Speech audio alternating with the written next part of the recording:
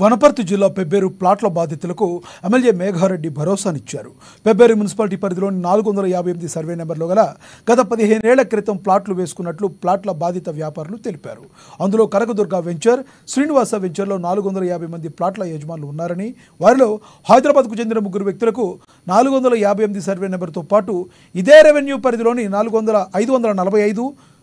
555 survey నెంబర్లను కలుపుకుని మొత్తంగా 13 ఎకరాల 39 గుంటలు ఉందని బాధితులు చెప్పారు.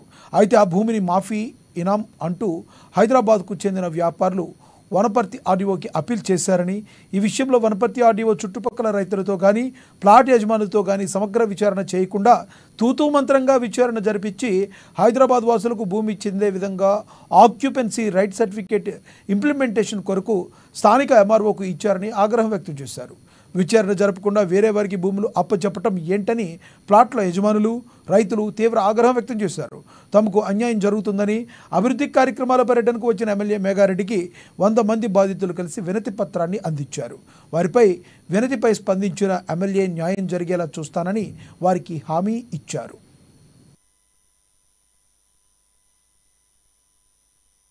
పెబ్బేరు పట్టణంలో సర్వే నెంబర్ 458, 545, 555 3 సర్వే నెంబర్లకు 13 ఎకరాల 39 గుంటలకు సంబంధించిన ఈ పొలం గడిచిన చాలా ఏళ్ల నుంచి ఒకటి బీజేపీ కెనాల్ వచ్చినప్పుడు, ప్రియదర్శిని జూరాల కెనాల్ వచ్చినప్పుడు దానికి ల్యాండ్ అక్విజిషన్ పోయినప్పుడు అప్పుడున్న వారసులు ఇప్పుడున్న పొజిషన్లు ఎవరుందో పట్టాదారులను వాళ్ళకు ల్యాండ్ అక్విజిషన్ వచ్చినాయి.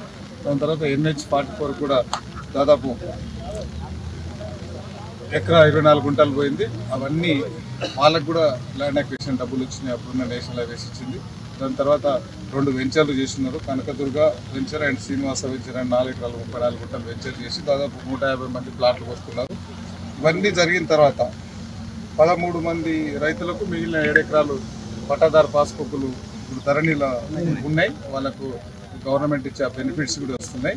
ఇన్ని జరిగిన క్రమంలో ఒక వేరే వారసులు ఉన్నారని వేరే హైదరాబాద్కి సంబంధించిన కొంతమంది వ్యక్తులకు అది పాత పేపర్లు తీసుకొచ్చి ఈ రైతులకు అన్యాయం జరిగిందని, రైతులకు ఇబ్బంది జరిగింది, మా వాదన అయినకుండా 1 సైడ్ ఓఆర్ఎస్ ఇచ్చిందని మా ఆర్డీఓ గారి మీద, మన వనపర్తి గారి మీద మా రైతులు కానీ మా ఇక్కడున్న